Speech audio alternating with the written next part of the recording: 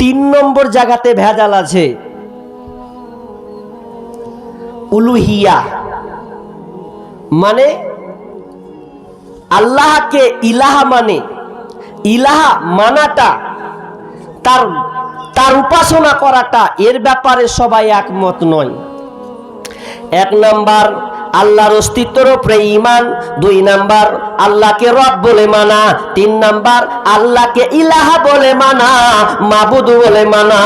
এটা কিন্তু অন্য কোনো ধর্মে এরা মানতে পারে না। বরং আমরা মুসলমানের মধ্যেও কিছু মুসলমান আছে যেটা আপনার ইলাহা বলে সম্পূর্ণ মানে না। হিন্দুরা যেমন বলে আল্লাহ একজন ঈশ্বর বলে, কিন্তু তারা মনে করে পৃথিবীতে আরো আপনার কিনা দেব দেবী আছে, ওদেরকে মানতে হবে। আল্লাহর কাছে সম্পূর্ণ ধনভাণ্ডার নাই, তো কার কাছে আছে? তো ওরা মনে করে সরস্বতীর কাছে আছে, ওরা মনে করে সরস্বতীর কাছে আছে। কি আছে? তো সরস্বতী আপনার সমস্ত ধনভাণ্ডার নিয়েছে বসে আছে। দশরা আপনার কিনা দুর্গা পূজা যারা হিন্দুরা মানে, ওরা কেন মানে? তো বলে ওর কাছে সমস্ত ক্ষমতার উৎস আছে। আপনার কিনা দেখবেন হিন্দুরা যখন আপনার দোকান খুলে, দোকান যখন স্টার্ট করে, প্রথমে একটা তাদের পূজা থাকে বাবা লোকনাথ। ওই বাবারটাকে কি করে? ধূপকাঠি দিয়ে বানবাটি ঘুরিয়ে ঘুরিয়ে মেনে আল্লাহ মানে কি বলে, ভগবান তুমি আমার আজকে ব্যবসাটা উন্নত দিও, এই জন্য বাবা লোকনাথকে তারা মানে। শুধু তাই না, এরা আবার কালীকে কেন মানে? কালীকে এই জন্য মানে যে কালী হচ্ছে আপনার বিপদ থেকে রক্ষা করবে। ওই জন্য দেখবেন অনেক সময় হিন্দুরা বলছে ইয়া কালী, এরকম করে ডাকে, হে কালী এরকম করে ডাকে, কারণ তার কাছে বিপদ যখন পড়বে তখন কালীর নাম নেবে। আর যখন একটা মেয়ে তারা বিবাহ দেবে, হিন্দু কোনো মেয়ের যখন বিবাহ দেওয়া হয়, তো বিয়ের আগে তারা কোথায় যায়? তো শিবের কাছে যায়। শিবের কাছে কেন যায়? শিবকে বলে হে শিব তুই আমার জন্য একটা ভালো স্বামী নির্বাচন করে দে, যাতে আমি একটা ভালো স্বামী পাই। এই জন্য তারা শিবকে মানে, তার মানে আল্লাহকে মানে ঠিক, কিন্তু এরা মাবুদ বলে মানে না, আপনার কিনা ইলাহা বলে মানে না। আমরাও মানি না। বিস্তারিত লম্বা কথা আছে, আমি বলতে যাব না, আমি বিষয় শর্টকাট করব তাই। আর 4 নম্বর কি?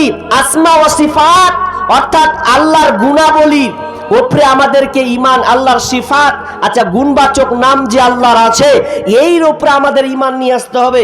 এর উপরে আমাদের ঈমান নাই। যদি ঈমান থাকতো তাহলে আমরা হারাম ব্যবসায় জড়িত হতাম না, আমরা আপনার কিনা হারাম খাবার খেতাম না, আমরা হারামে লিপ্ত হতাম না। আল্লাহর যে বৈশিষ্ট্য গুণ আছে, এ গুণ কত আল্লাহর পাওয়ারফুল যে আপনি যা চাইবেন, যা নেবেন আল্লাহর কাছে আপনি তাই পাবেন। আমাদের ওরকম ঈমান নাই। তো একজনের দুটা ছেলে, একটা বেটা আর একটা বেটি। তো বেটাটা হচ্ছে একদম এড়া হয়ে আছে, একদম শরীর স্বাস্থ্য ভালো, মানে বিদেশে খাটে আর বিদেশ থেকে খেটে নিয়ে আসে, আর বাপ খুব লাফায় আমার বেটা ইনকাম করছে। তো বেটার বয়স হয়ে গেছে 18-19, আর তার মধ্যে একটা বেটি আছে। তো ভালো লয় যে ভাই, একদম অসুস্থ ব্যক্তি, মানে প্যারালাইসিস রোগীর মতন হয়ে গেছে, কিছুই করতে পারে না। তো কিছুই যখন করতে পারে না, তো আল্লাহর কি কাম, ওই বেটাটা কি আল্লাহ লিয়ে নিলে। লোকটা কিছুদিন নামাজ পড়ছিল, 5 ওয়াক্ত নামাজ। বেটাকে যখন নিয়েছে তখন বলছে কি করলে আল্লাহ, এটা কাজ করলে, এটা আল্লাহ ঠিক করলে। তা নামাজ পড়া ছেড়ে দিলেও, নামাজ পড়া ছেড়ে দিয়ে কিছু লোক যদি ডাকতে যাচ্ছে, হাজি ভাই নামাজ পড়তে যাবে না? তো বলছে কানাকে ডেকে কি হবে? বুঝে কানাকে ডেকে কি হবে মানে কেন, মানে আল্লাহর চোখে সুঝলো না। ও যেটা বলতে চাইছে যে আমার এত সুন্দর বেটা ইনকাম করে আনছিল আর আমি খাচ্ছুনু, তো লিতিক তো আমার বেটিটাকে লিতিক, প্যারালাইসিস হয়ে পড়েছিল, খালি খরচা করছি, ওটাকে লিতিক। তো লিলে আমার ভালো বেটাটা কি আল্লাহ লিয়ে নিত, আল্লাহর চোখ নাই। তো এইরকম বললেন।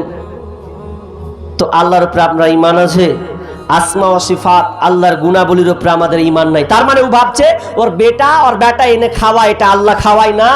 এই যে ভুল ধারণা, এগুলো থেকে আপনাকে বাঁচতে হবে। তা আমি লম্বা করব না, আল্লাহর উপরে ঈমান তো বলে দিলাম। চারটা আপনাকে রাখতে হবে, এই চারটা শর্ত মানতে হবে।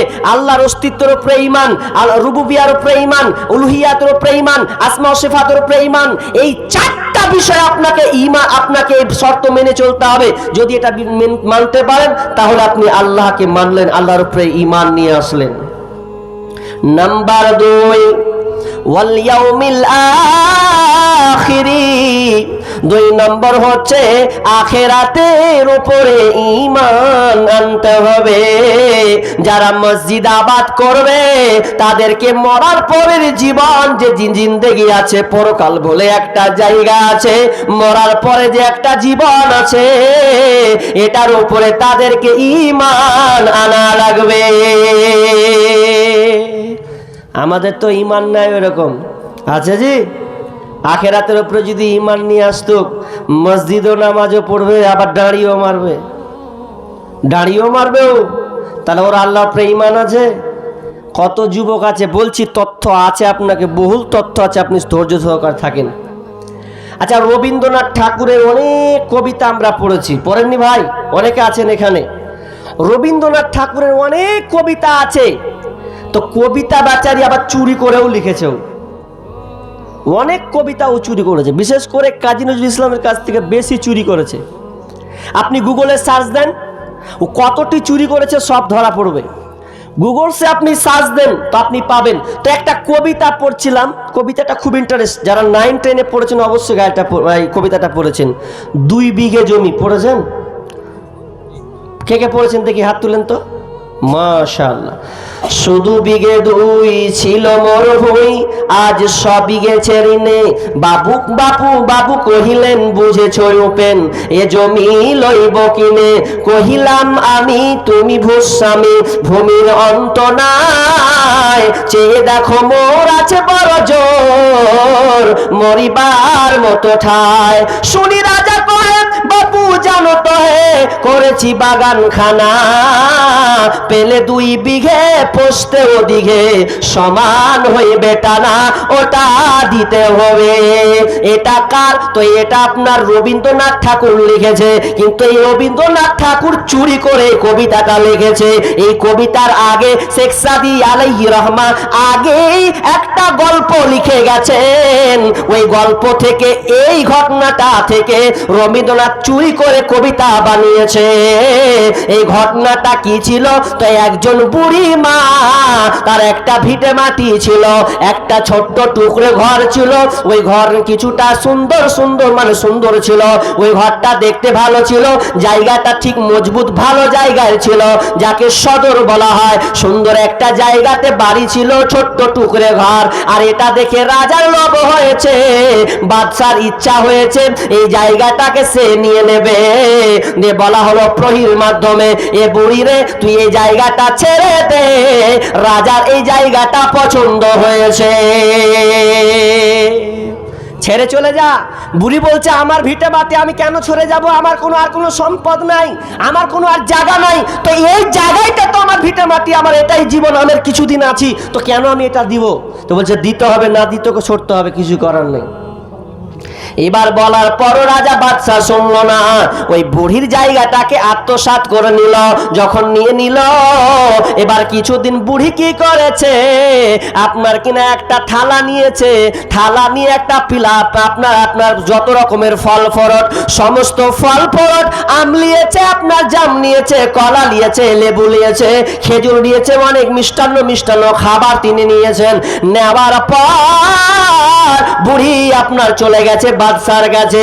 বাদশাকে বলছে, বাদশা রে, ও রাজা মশাই, তুমি আমার জায়গাটাকে আত্মসাৎ করেছো, তুমি আমার জায়গাটাকে নিয়েছো, এই না আমি তোমাকে খুশি হয়ে ফল ফরট দিলাম।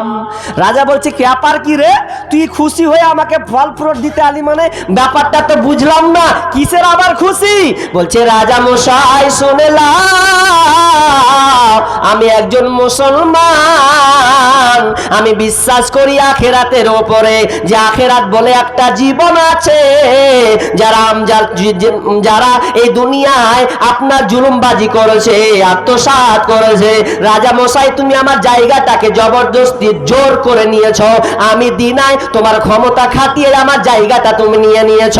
আর শুনেলা আখেরাত বলে একটা জীবন আছে, মরার পরে একটা জীবন আছে, সেই দিন আমি বুঝিয়ে নেব। শুধু তাই নয়, আল্লাহ এর বিনিময়ে আমাকে ভালো কিছু দেবেন। তুমি আমার জায়গা আত্মসাৎ করেছো, আল্লাহ এর বিনিময়ে আমাকে মরার পরে সুন্দর একটা জায়গা দেবে, তার মানে আমি জান্নাতে পাবো। আর তুমি শুনে নাও, তুমি আমার সঙ্গে বেঈমানি করেছো, অত্যাচার করেছো, এর বিনিময়ে তোমাকে শাস্তি ভোগ করতে হবে। অতএব আমি আজকে খুশি হয়েছি, এই জন্য তোমাকে আমি পিয়ালা নিয়ে এসেছি, পিয়ালাতে ফল ফ্রুট মিষ্টান্ন ভান্ডার নিয়ে এসেছি, তুমি আজকে খুশি মনে খাও, আমি চলে গেলাম। রাজার তো বেরেন গেছে ঘুরা, এই কি তথ্য দিলে আমাকে রে, এ তো আজীব, কত জায়গা জমি আত্মসাৎ করলাম, আর ই তো এমন কি বাবার খুশি হয়ে আমাকে ফল ফ্রুট দিতে এসেছে। তো এবার বলছে রাজা মশাই বলছে, এই প্রহরীরা বুড়িকে ছেড়ে দে, বুড়িকে জায়গা দিয়ে দে, এর জায়গা নিয়ে লাভ হবে না, আমি আখেরাত নষ্ট করতে চাই না। এই আখেরাত কত খাতারনাক জায়গা, দুনিয়াতে আপনি যতই ক্ষমতার বাহাদুরি দেখান না কেন, আপনি কারো ভাইয়ের এক হাত জায়গা দাবিয়ে রেখেছেন, কাউকে আপনি জোর জবরদস্তি জমি দখল করে রেখেছেন, ভাঙিয়ে ভাঙিয়ে খাচ্ছেন। মনে রাখবেন, যেদিন আপনি মারা যাবেন, সেদিন আপনাকে পায়ে পায়ে একটা একটা করে গরিবের হক, এই গরিবের জমি সেদিন আপনাকে বুঝিয়ে দিতে হবে, কোনো বাঁচার রাস্তা থাকবে না, উপায় নেই। আখেরাত কত খাতারনাক জায়গা, এই আখেরাতের উপরে আমাকে ঈমান নিয়ে আসতে হবে। ঈমান আমাদের আছে? কোথায় ঈমান আছে? কই, আপনাকে একটা ঘটনা বলি, তাহলে হাদিস থেকে বলি, যে উমারের জামানায় একজন মহিলা ছিলেন, এই মহিলা তার কাজ ছিল দুধ বিক্রি করা, দুধ বিক্রি করতেন। মা আর বেটি রাতের বেলায় আলাপ আলোচনা করছেন, আর উমর রাদিয়াল্লাহু তাআলা আনহু তিনি ছিলেন খলিফা, তার দায়িত্ব ছিল বা তিনি পছন্দ করতেন রাত্রে গভীর রজনীতে বেরিয়ে যেতেন, দুয়ারে শুনতেন কে কোন অবস্থায় আছে। হঠাৎ একদিন মা আর আপনার কিনা ওই মেয়েটি দুজনে কথোপকথন করছে, আলাপ আলোচনা করছে। মা বলছে, বেটি রে, দুধে পানি মিশিয়ে দে, দামটা তুই বেশি পাবি, বেশি তুই পাবে। আর যখনই বলা, উমার কিন্তু কর্ণপাত করে আছেন, আপনার কান দিয়ে শুনছেন, আহারে দেখবো আজকে তাদের কেমন কথোপকথন হয়। তো মা বলছে, মেয়েটি বলছে, মা এটা আপনার কিনা নোংরা কাজ করতে পারবো না, এই খারাপ কাজ করতে পারবো না। তো বলছে, যদি করি তো উমার তো দেখে ফেলবে।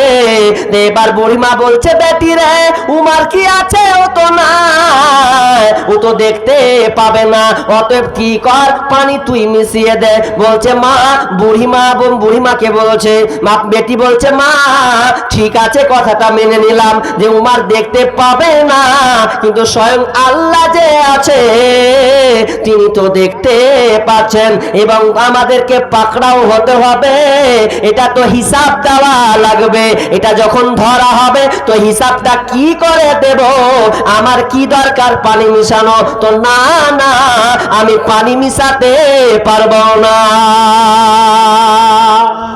উমার আশ্চর্য হয়ে গেল, না রে, এইরকম আল্লাহ আলী আমার এরকম মেয়ে আছে, আজীব ব্যাপার। পরের ঘটনা আছে। তো আমি বলতে চাইলাম, যারা আল্লাহকে প্রকৃত ভয় করে, আখেরাতের উপরে বিশ্বাস করে, তারা কোনো দিন এই নোংরামিতা অপদার্থ কাজ, যত খারাপি কাম্য পথ, এগুলো কেউ করতে পারে না, যদি আপনি এর মধ্যে বিশ্বাসী হন। তাহলে প্রথম কি, আল্লাহর উপরে ঈমান নিয়ে আসতে হবে। নাম্বার 2, আখেরাতের উপরে ঈমান নিয়ে আসতে হবে। নাম্বার 3, ওয়া আকামাস সালাহ, সালাত কায়েম করা লাগবে। শুধু দান করলে হবে না, মসজিদে 5 ওয়াক্ত পাবন্দ হতে হবে, মসজিদে একদম সম্পূর্ণ 5 ওয়াক্ত নামাজ পড়তে হবে। ফজরের ক্ষণ গেল পরনি নামাজ, জোহরে ও ডুবেছিলে নিয়ে শত কাজ। হেলাই খেলায় গেল আসরের কাল, হেলাই খেলায় গেল আসরের কাল, মাগরিবেও পড়লে না নামাজের সাজ। ফজরের ক্ষণ গেল পরনি নামাজ, জোহরে ও ডুবেছিলে নিয়ে শত কাজ। বিনোদনে কেটে গেল এসার সময়, এতটুকু জাগলো না কবরের ভয়। বিনোদনে কেটে গেল এসার সময়, এতটুকু জাগলো না কবরের ভয়। খুঁজলে না একবার নাজাতের পথ, খুঁজলে না একবার নাজাতের পথ, মুসলিম নাম নিতে পেলে না খোলাজ। ফজরের ক্ষণ গেল পরনি নামাজ, জোহরে ও ডুবেছিলে নিয়ে শত কাজ। তোমার মতন নেই হতভাগা কেউ, নেই এত পাপাচার পৃথিবীতে আর। একবার শুরু হলে ভাঙনের ঢেউ, কখনো ফিরাতে জানি পারবে না তার। তোমার মতন নেই হতভাগা কেউ, নেই এত পাপাচার পৃথিবীতে আর। একবার শুরু হলে ভাঙনের ঢেউ, কখনো ফিরাতে জানি পারবে না তার। সালাত পারাক করে কাফির মুমিন, বিশ্বাসে আবাদ করো বুকের জমিন। সালাত কায়েম করা ইমানের দাবি, সালাত কায়েম করা ইমানের দাবি। পরকাল মুখী কর মনটাকে আজ। ফজরের ক্ষণ গেল পরনি নামাজ, জোহরে ও ডুবেছিলে নিয়ে শত কাজ। ফজরের ক্ষণ গেল পরনি নামাজ, জোহরে ও ডুবেছিলে নিয়ে শত কাজ। আল্লাহ বলছেন ওয়াকামাস সালাহ, তোমরা সালাত কায়েম করবে। এই সালাত কায়েম না করলে ও মসজিদ আবাদ করতে পাবে না।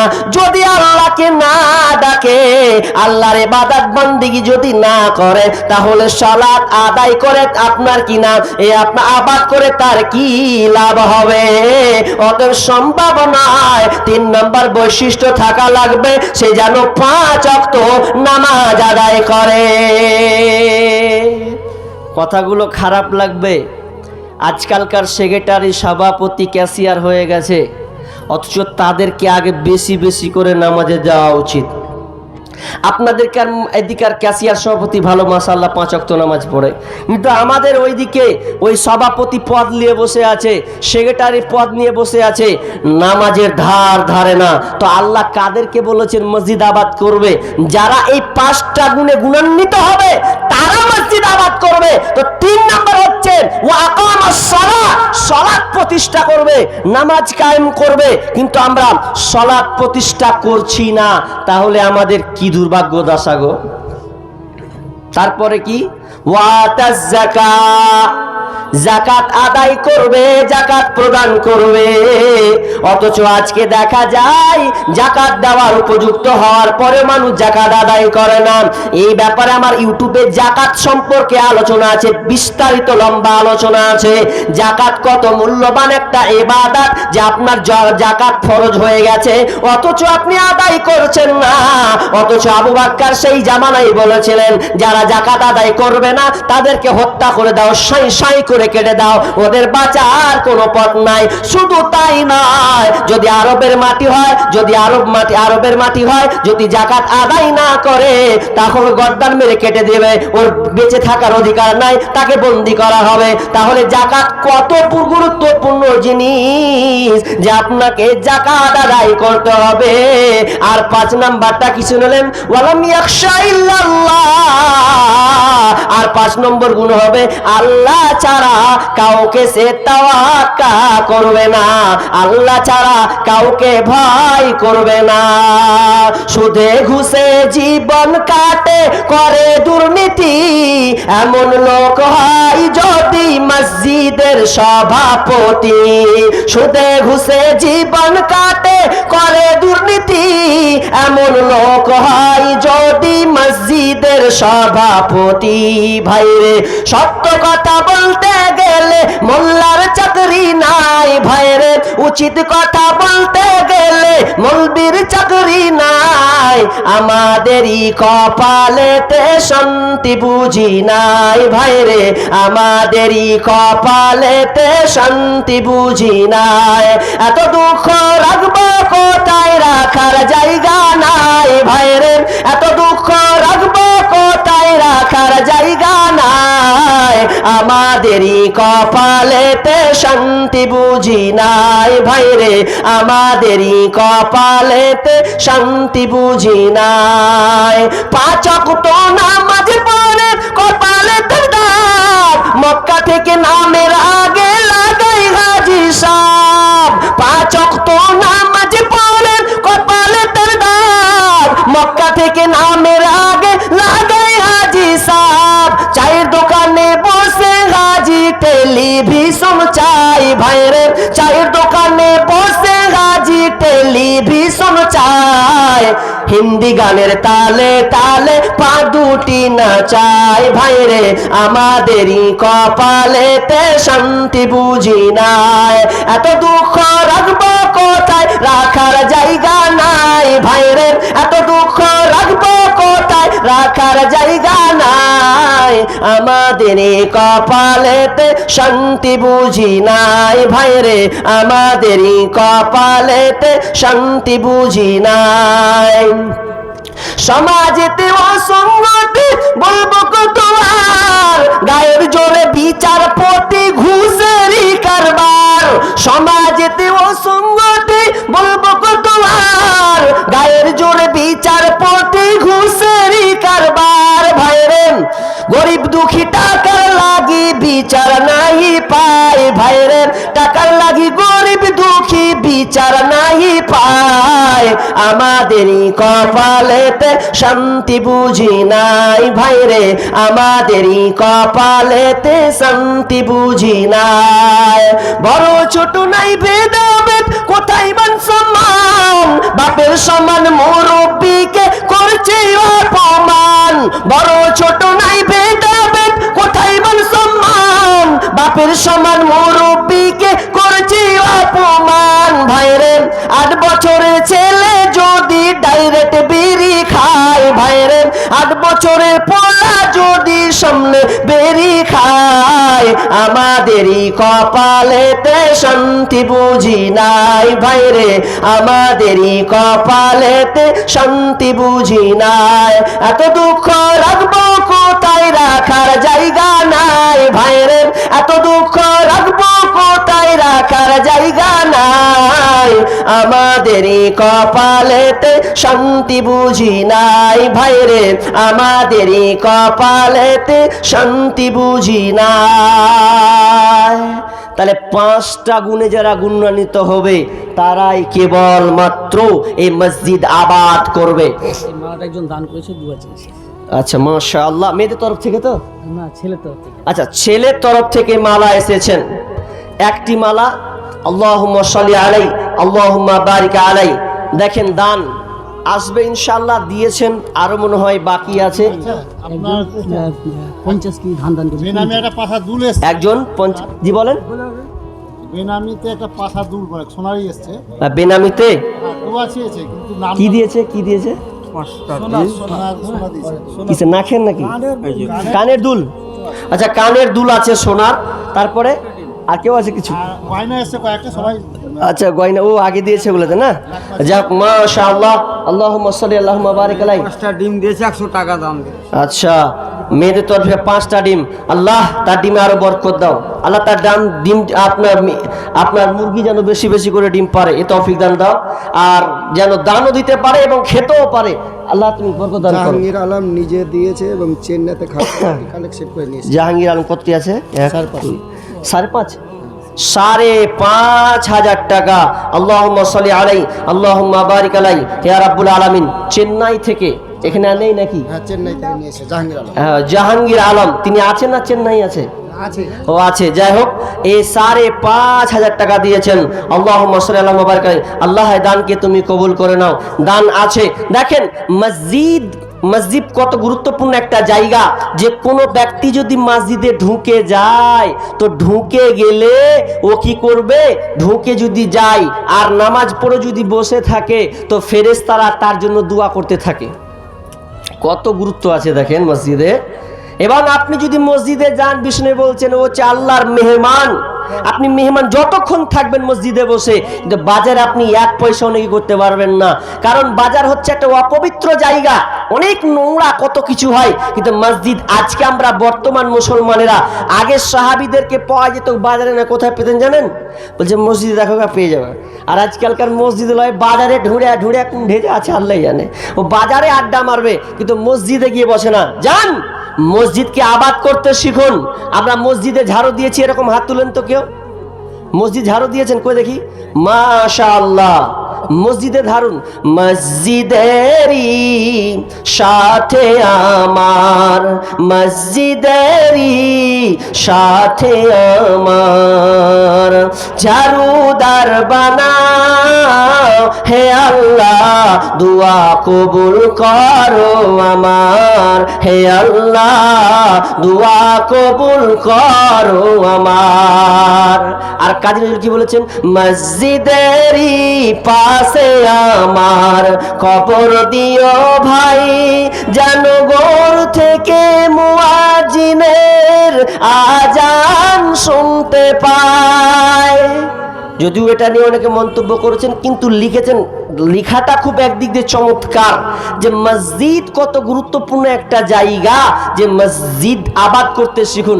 আমরা কিন্তু মসজিদ আবাদ করতে পছন্দ করি না, ওই মৌলবীকে ঠেক মারি, এই এটা হলো না কেন, এটা লেট হলো কেন, আপনাদেরকে না আমাদের ওইদিকে খুব মৌলবীর উপরে চাপ কেন, তোমার আবার লাস্ট তুমি লাস্ট সাহেব। হ্যাঁ, আমি ওয়ারাঙ্গাবাদে প্রায় 1-2-3 বছর ছিলাম।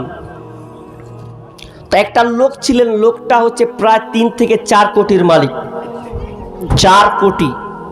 ওই লোকটাকে দেখতাম ফজরের পরে যখন নামাজ হয়ে যেত, প্রতিদিন দেখতাম লোকটাকে, যে প্রতিদিন একাই ঝাড়ু দিত, পরিষ্কার পরিচ্ছন্ন করত।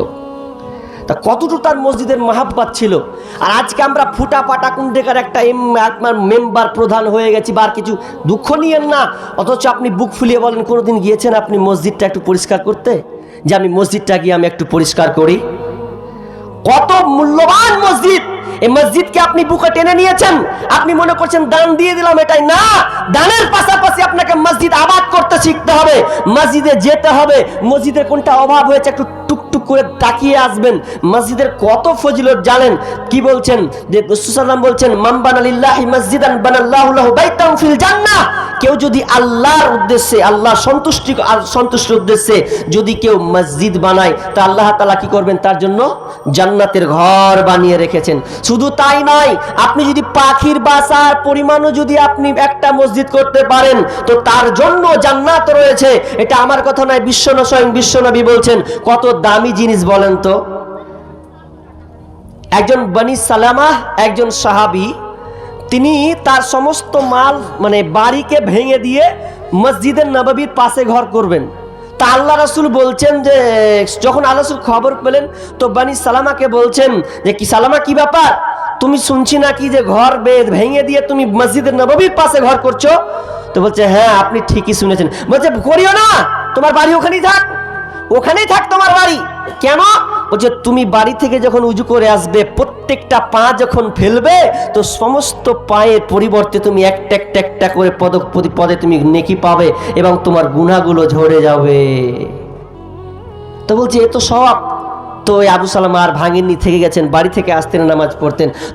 তাহলে মসজিদ কত গুরুত্বপূর্ণ দামি একটা ঘর, ইবাদত, যে আমরা আজকে মসজিদকে ভুলে গেছি। আরে আপনার কষ্ট হচ্ছে, দুঃখ হচ্ছে, আপনাকে ভালো লাগে না, যান মসজিদে গিয়ে বসেন, পরিষ্কার করেন, ঝাড়ু দেন, সাফ করেন, 2 রাকাত সালাত আদায় করেন, দেখেন আল্লাহ আপনার শান্তি প্রশান্তি আনিয়ে দেবে। কিন্তু আমরা কি করি, মানে শান্তি তো নেই, ওই টাউনে গিয়ে যে একটা বেরিয়ে গেলা দেবে, ভালো লাগে না, জ্বালিয়ে খেয়ে নিলে ওরা টানছেও, মানে ওকে আর ভাল লাগে না, বিবির বকানি খেয়েছে, ওই যে কাকে জ্বালিয়ে নু, ওটা বাদ দিয়ে আপনি মসজিদে ঢুকুন, আল্লাহর কাছে 2 রাকাত সালাত আদায় করে বসুন, একটু দেখভাল করুন, দেখেন আল্লাহ আপনার অন্তরকে প্রশান্তি করে দেবে। কিন্তু আমরা চলে গেছি উল্টা জায়গায়, এই জন্য তো আমাদের কায়দা। তো দেখেন সময় চলে এসেছে, শেষের দিকে দানের কথা বলা হয়েছে। তাহলে দান মসজিদে দিবেন, এই মসজিদে আপনার দান, আপনি যদি চলেও যান, মরেও যান, তবু আপনার এই দানটা থেকে যাবে, এই দানটা অব্যাহত থাকবে। আপনি মরে হাড়হাড্ডি হয়ে যাবেন, অথচ এ থেকে যাবে। আমি বিষয়কে লম্বা করছি না, কিছু টাচ দিব এই দানের ব্যাপারে। দান কত মূল্যবান জিনিস। আল্লাহ তাআলা বলছেন, বিশ্বনবী মনে করছেন, ইয়া ইবনে আদম উনফিক ইলাইকা, আনফিক ইয়া ইবনে আদম উনফিক ইলাইকা, তুমি আমাকে দাও, আমি আল্লাহ তোমাকে দেব। বলেন তো, আপনার কাছে 5 কেজি ওজনের একটা পটলি আছে, তো আপনি যদি 10 কেজির পটলিটাকে ধরেন, তো 5 কেজিটাকে ছাড়তে হবে কি হবে না? ওটাকে ছাড়বেন তবে না আপনি 10 কিলোটাকে ধরবেন। তো আমরা কি করি, 10 কিলোটাকে ধরার চেষ্টা করি না, আবার কি করি যে ওটাকে একসাথে জোট করার চেষ্টা করি। এটা আপনি করিয়েন না, দান করতে শিখুন। দান আপনাকে কৃপণ করবে না, বরঞ্চ দান আপনাকে আরো বড় করে তুলবে। বনী ইসরাইলদের একটা ঘটনা আছে যে একটা লোক স্বপ্ন দেখছে। তো স্বপ্ন তো কি দেখছে, তো স্বপ্ন ও দেখতে পাচ্ছে একজন বোন দিয়েছেন কটা 70 টাকা, আল্লাহুম্মা সাল্লি আল্লাহুম্মা বারিক আলাই, যে বলছে যে তুমি টাকা পয়সা নিতে চাও, তো টাকা পয়সা নিতে গেলে তুমি যদি ধনভাণ্ডার নাও, গাড়ি বাড়ি নাও, তাহলে তোমাকে একদিন ফকির হতে হবে। সকালে চট করে ঘুম ভেঙে গেছে, যে স্বপ্ন আমি কি দেখলাম, একজন দিয়েছেন 150 টাকা, আল্লাহুম্মা সাল্লি আল্লাহুম্মা বারিক আলাই। তো চট করে ঘুম ভেঙে গেল, তো স্ত্রীকে বলছে, শুনছো গো, বলছে আজকে আজব স্বপ্ন দেখলাম। কি স্বপ্ন দেখেছো? বলছে স্বপ্ন দেখলাম, 2টা স্বপ্ন দেখানো হলো। একটা স্বপ্ন দেখলাম যে আমাকে টাকা পয়সা জমি জায়গা সব কিছু দেবে, কিন্তু এক জায়গায় আমাকে গরিব অসহায় হয়ে যেতে হবে। তো বলছে তুমি এটা নিবে না ওটা নেবে? তো স্ত্রী বলছে এক কাজ করো, আগে টাকা পয়সা বড় লোক তো হও, তারপর দেখা যাবে। এবার যখন আল্লাহকে টাকা পয়সা ধন সম্পদ দিল, বলা হয়েছে একদিন সে ফকির হয়ে যাবে, কিন্তু লোকটার গুণ কত ভালো ছিল দেখেন। তাকে যখন আল্লাহ ধন সম্পদ দিলেন, তো ধন সম্পদ দেওয়ার পর তিনি কি করলেন, আজ প্রতিদিন সে আল্লাহ রাস্তায় দান করতে থাকে,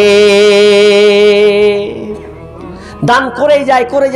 তো লোকটা বলছে যে আমাকে স্বপ্ন দেখা হলো যে আমার মাল কমে যাবে, তো মাল দেখছি ডেইলি বেড়েই যাচ্ছে, ব্যাপার কি? তো আবার স্বপ্নে দেখানো হলো আপনি তো ফকির হবে, তুমি নিচে নেমে যাবে, কিন্তু না, আমি আল্লাহ তোমাকে দান দিয়েছি, কিন্তু এই দানটা তুমি আবার গরিব অসহায়কে দিয়েছো, এটা আল্লাহ খুশি হয়েছেন, এই জন্য আল্লাহ তোমাকে আস্তে আস্তে বড় পদে তুলেছে।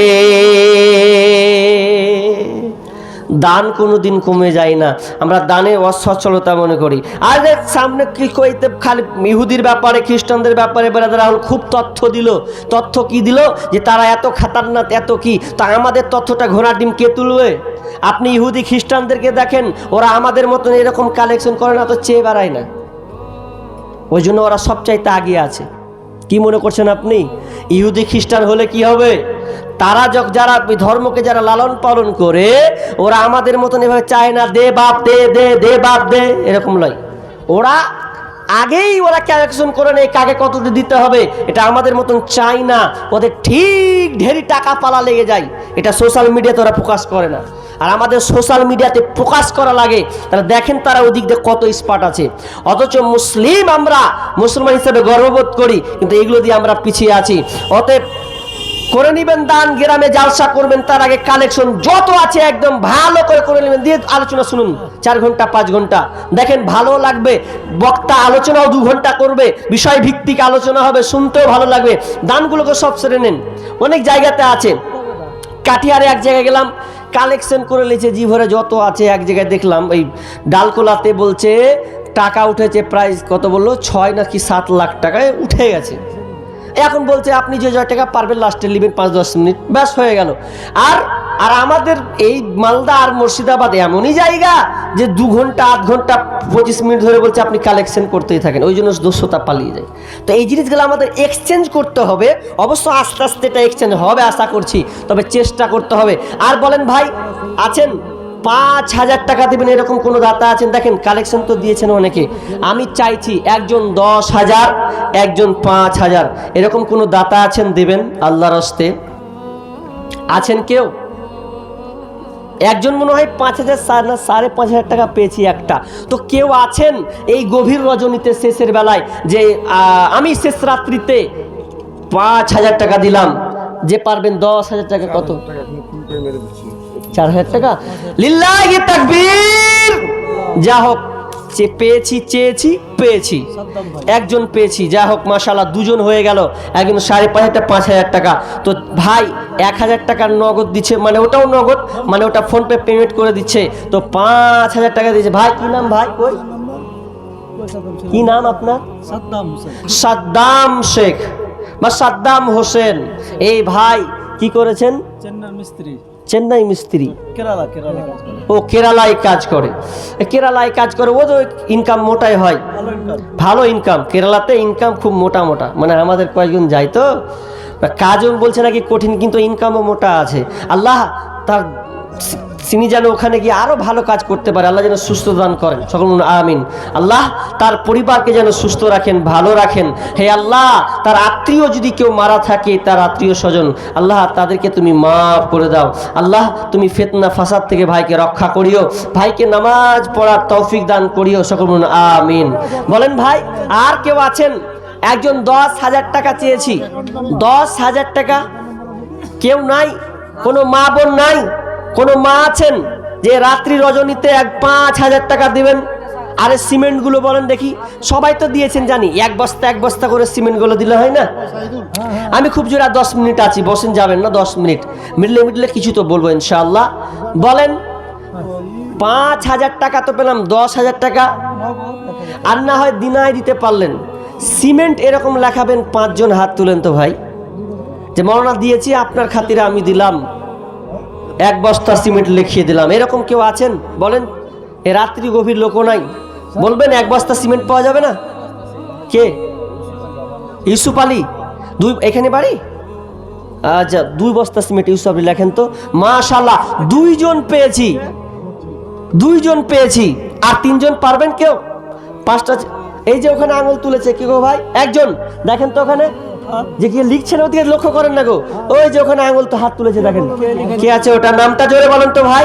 3টা হলো, আর 2 জন ভাই, আর 2 জন এই যে ওখানে হাত তুলেছে।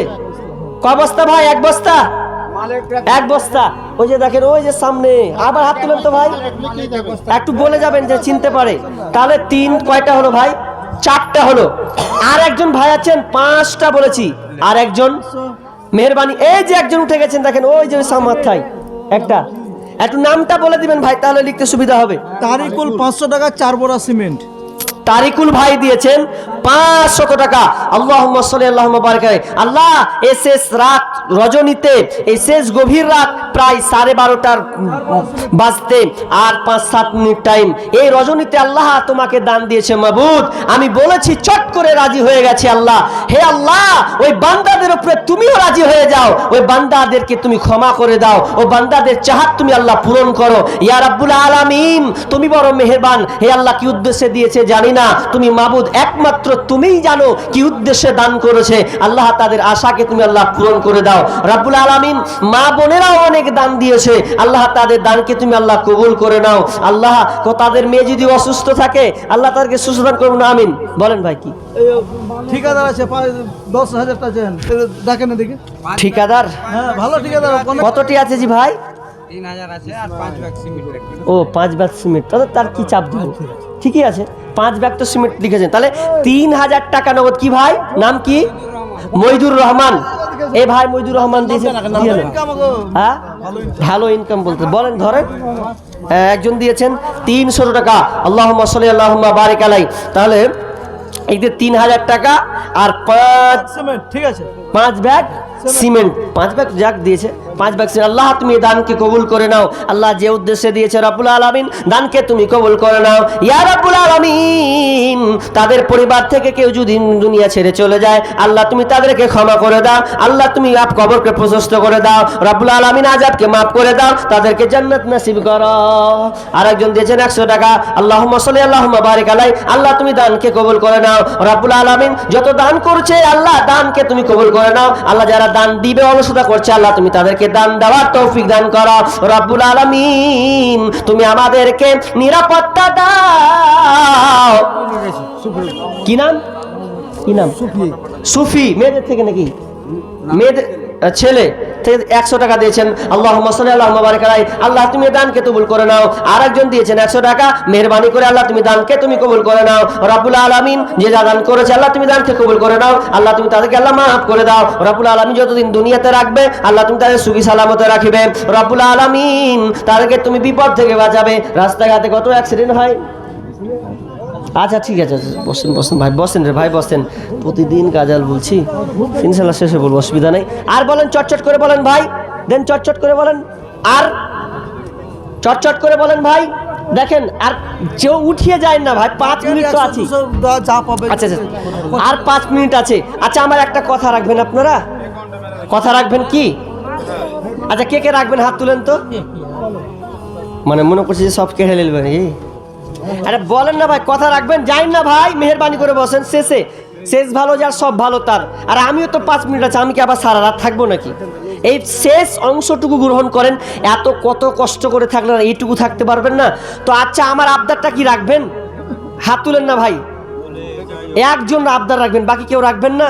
এত আমি আপনাদের শত্রু মানে দুশ্মন হয়ে গেছি? বলেন ভাই, এই যে একজন রেখেছে, তা 2 জন হলো। আবদারটা তাহলে বলে দিই, মনে করছে যে 500 টাকা করে মানে চাইবে লাগছে, ওটা নয়। আবদারটা হচ্ছে এই, শেষে একটা সঙ্গীত বলবো, তো সঙ্গীতের সঙ্গে সঙ্গে 5 টাকা 10 টাকা যে যা পারবেন এটা দিতে পারবেন না? জিয়াউল দিয়েছেন 100 টাকা, পারবেন না ভাই?